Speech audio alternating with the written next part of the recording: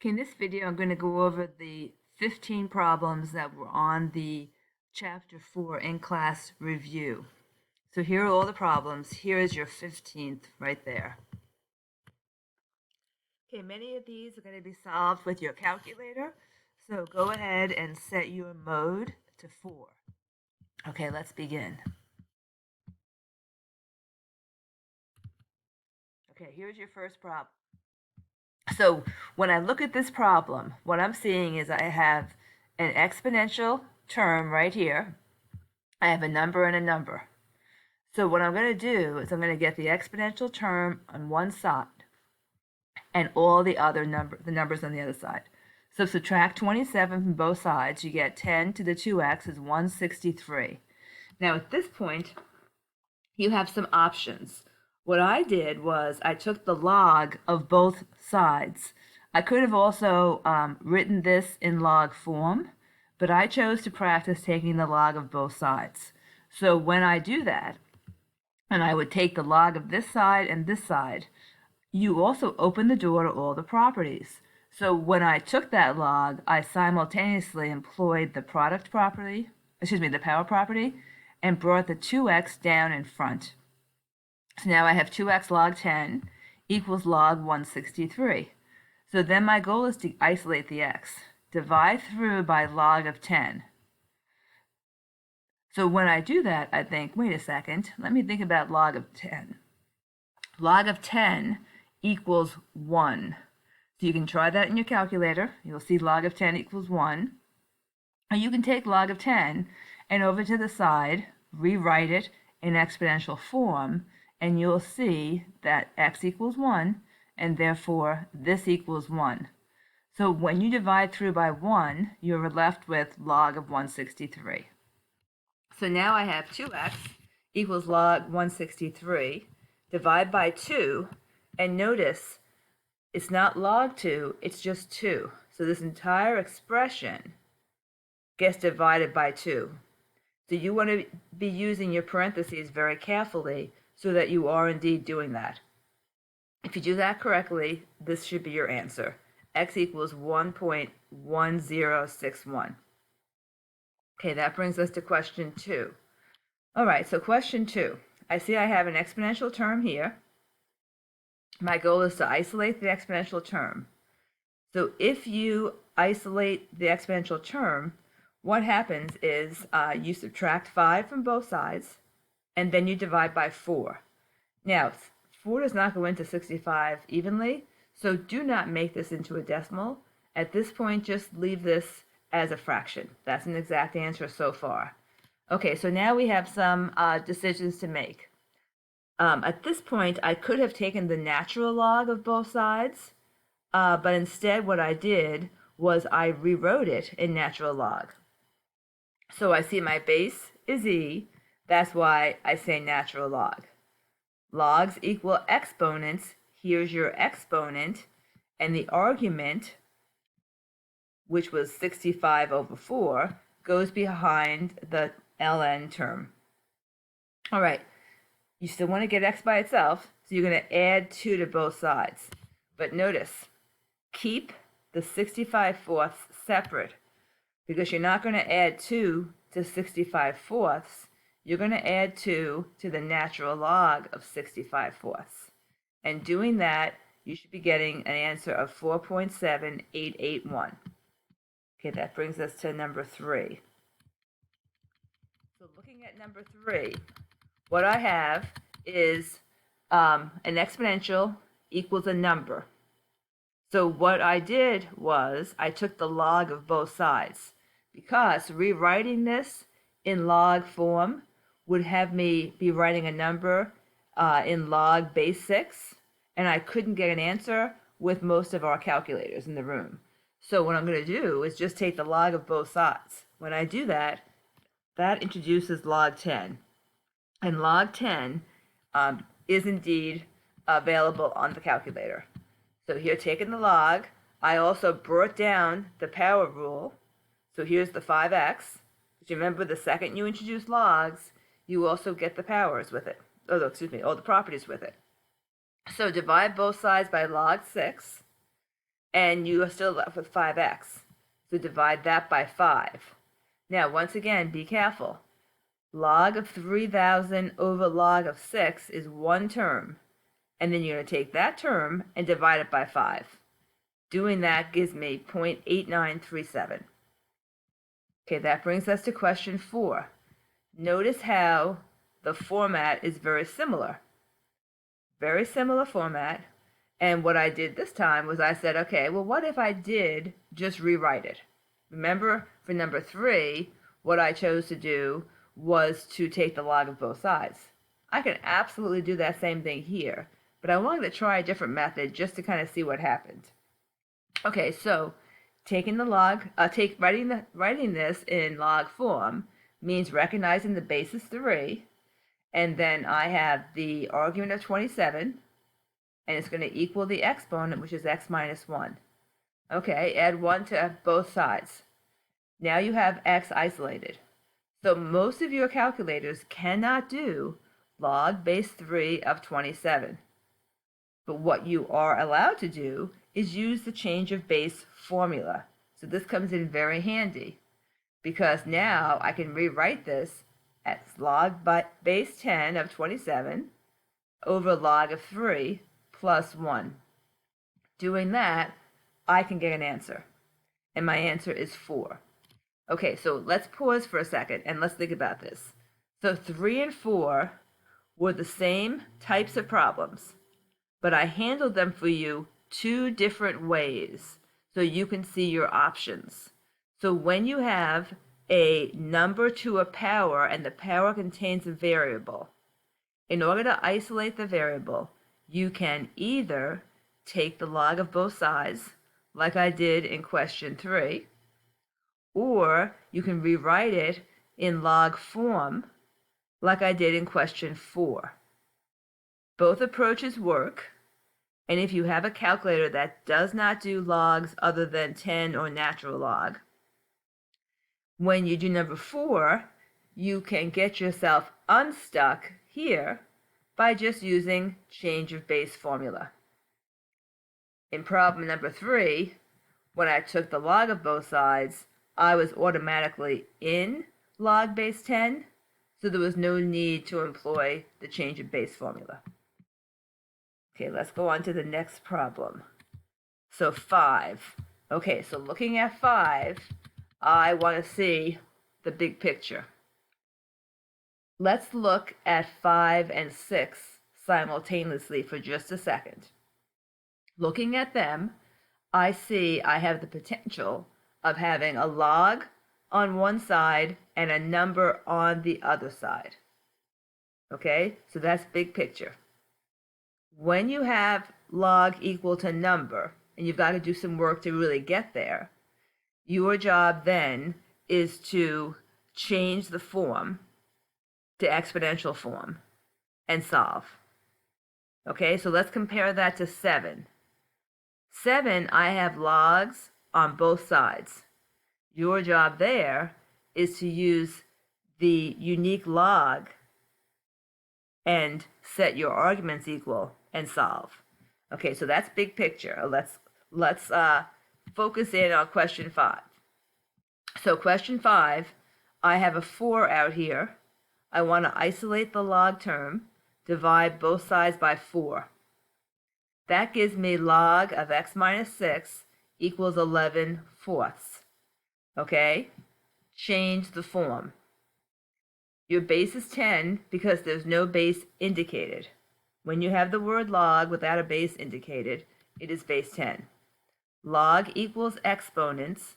The exponent is 11/4, and that's going to equal x minus 6. You still have another number attached to the 6. In order to get rid of that, add 6 to both sides. So now what you're going to do in your calculator is plug in 10 to the 11/4 power, and then come down out of the power and say plus 6. That's going to give you 568.3413 for an answer. Okay, moving on to 6. Now 6, what I see is that I have 2 log words on the left side. and they're connected with addition. That means in a prior form, or prior life, if you will, these two logs, the arguments had been multiplied. So go ahead and bring it down to one term by multiplying the 9 with the x plus 3. Make sure you don't forget to multiply the 9 by the 3 as well. That gives me log base 2 of 9x plus 27, and that equals 3. So at this point, change your form. My base is 2. Write down your base. Log equals exponents. Here's your exponent of 3, and that's going to equal your argument. You've got a couple more steps to do because your goal is to isolate your x. You're going to, what did I do first? Well, first I changed the 2 to the third equal to 8. Then I looked at the 27. I subtracted 27 on both sides. Once I did that, I had 9x on the right side. Do this math. You get a negative 19. Then divide by 9. And I got x equals negative 2.111. Okay, down to 7. Remember we said it's log equal log. Your goal is to get one log term on each side and then to use unique log. Okay, I have 2 log terms on the left. They're connected with an addition. So that means that I had employed the product property to separate this into 2 log terms. Undo the product property and make x times x plus 8 your solo argument. Okay, there's my argument now. That equals log of x plus 18. Use unique log and set your arguments equal. Then you're going to recognize that this can be a quadratic equal to 0. Manipulate your numbers so that you have what I have here, x squared plus 7x minus 18 equals 0. Then go ahead and factor and solve.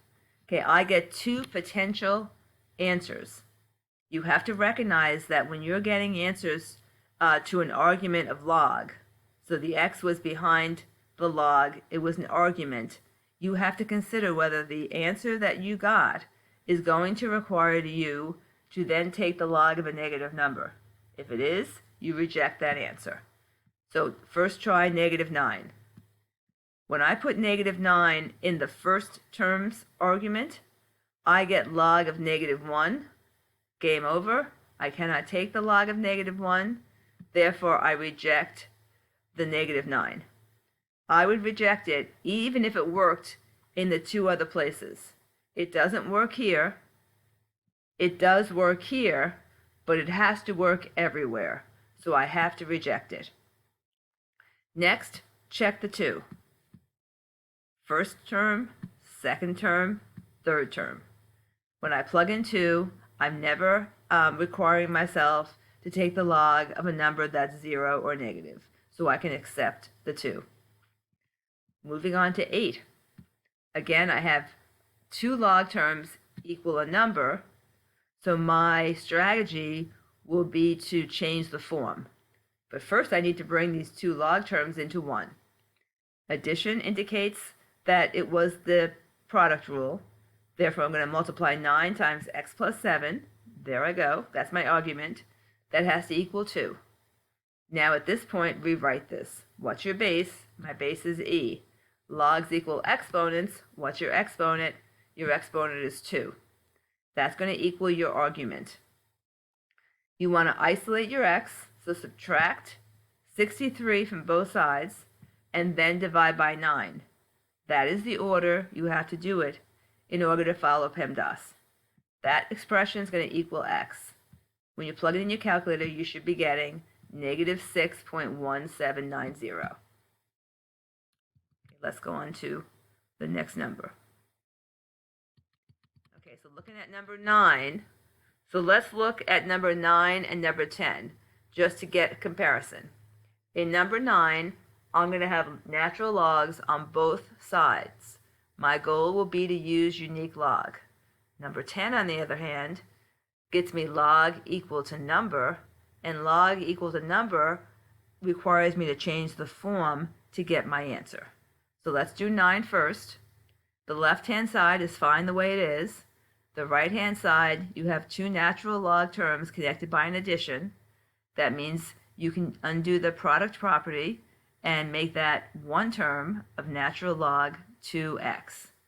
Once you have natural log on the left side followed by an argument equals natural log on the right side followed by an argument, set the arguments together, or equal rather, and then all I have to really do is isolate the x by adding, I added 2x to both sides, and I added 4 to both, I subtracted 2x from the left, brought that over, that became a 8x minus 2x, which was 6x, added 4 to both sides, I have a 4 on the left, and then I divided by 6, getting x equals 2/3. Again, you've got to plug it into all those places up above. 2/3 is a number greater than 0. So when I plug it into ln x, I'm okay. When I plug it into 8x minus 4, I am also okay. So that works. I can accept that answer. Okay, let's undo the product property for number 10. Multiply 5 times 2x minus 1. That's going to equal 1. Change your form. 10 to the first equals 10x minus 5. Add 5 to both sides and then divide by 10 and you get x equals 1.5. Okay, let me just slide this up. Okay, 11 took me a couple of more lines than normal here. So let's look at that. When I look at it big picture, I see I'm going to have natural log equal natural log. My goal will be to set the arguments equal and solve. As opposed to 12, which gives me log equals number, my goal there will be to change the form and solve. Okay, so I'm trying to verbalize my thought process of attacking each of these problems. So you want to have a strategy. And there's only really about three or four ways to tackle these problems. I'm hoping I'm giving you good insight into how you want to approach them. So the problem 11 on the right-hand side, notice that those two natural log terms are connected by a subtraction. That means that you're going to undo the quotient rule. So 3 divided by x plus 1 was how the argument appeared before the quotient rule was applied. So once I do that one maneuver, I can now set my two arguments equal. Now, when you have 2x plus 7 equals 3 over x plus 1, the way to handle that is to do cross products. So I could have put 2x plus 7 over 1 just to really clarify that I have fraction equal to fraction. But I didn't do that because I know I have fraction equal to fraction. Do your cross products. You have to FOIL 2x plus 7 and x plus 1. That gives me my entire term on the left-hand side. And I did all the FOIL pieces. So first, outer, inner, last. That's going to equal 3. Combine your 7x and your 2x. And I also subtracted 3 from both sides so that now my expression equals 0. Once that happens, I recognize I have a hard factoring situation. So I employed decomposition. And I said to myself, what multiplies to 2 times 4, which is 8, and adds to 9. And the answer in my head was 8x plus 1x. So I expanded from 3 items to 4 items. Once I was there, I'm now going to factor, looking at just the first 2 terms, 2x squared plus 8x. I factored out a 2x, and then in the parens, I have an x plus 4. Bring down the operation of addition, that is in between the 8x and the 1x, so right here, and then factor the 1x plus 4. All that's in common there is a 1, and you get a repeat of the x plus 4. So your final factors are 2x plus 1 and x plus 4. Okay, so you have to know how to factor, you have to know how to do decomposition, or any method that you want when you're factoring and the leading coefficient is not a 1. So look up factoring Google it. You'll have lots of examples, but you can't get stuck at this point. So I have these two factors to get my x's. I set my factors equal to 0, and I get two possible answers. X equals -1/2 and x equals -4. Plug in -1/2 all three places, and it works. So I never am forcing myself to take a log of a number that's 0 or negative, so I accept x equals -1/2. I then do the same thing with -4, and it does not work. So I am forced to take the log of a negative number. So therefore, I'm going to reject that one. All right, so 11 is a good chance for you to practice hard factoring. Make sure that you are comfortable doing that. Okay, going over to 12, I have log equals to number, and when I have that, I'm going to aim to change the form. First, I'm going to bring the two log terms together by undoing the product property, because I see they're connected by an addition. 7 times x minus 4 is 7x minus 28. That equals 2. So 3 to the second power equals 7x plus 28, minus 28. That's what I get when I change the form to exponential form. 3 squared is 9. I'm going to isolate my x by adding 28 to both sides and then dividing by 7. Using my calculator, I get 5.2857. Okay, that brings us to, why don't we do 14 first? 14 is going to be log equals to log. Now, look at this little 2 out front here. This little 2 means that the power rule was used. The power property, of logs. Undo that. When you undo that, you raise x to the second power. Now you have log equal to log, so set your arguments equal.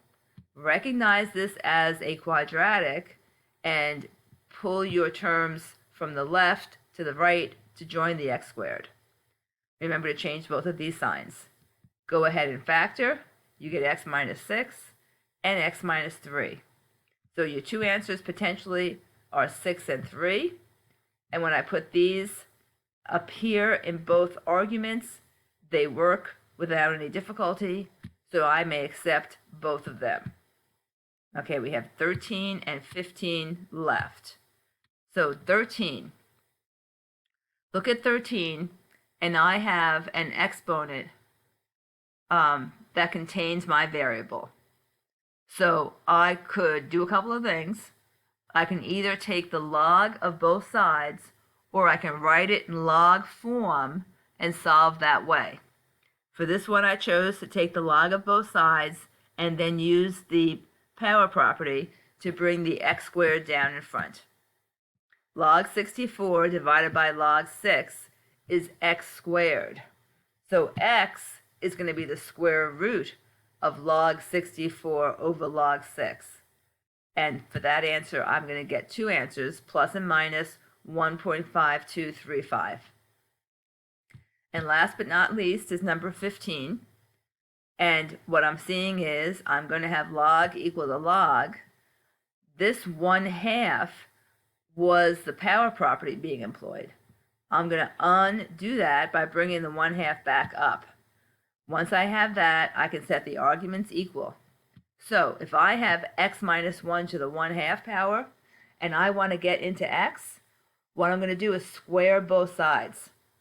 When I do that, I get 49 on the left side, and I get only the x minus 2 on the right side. Add 2 to both sides, and you get 51 for an answer, and you are done. So definitely go back over these problems. Make sure you can employ these strategies to solve them successfully, and you may want to just highlight the different forms so that you can recognize it given a different set of problems.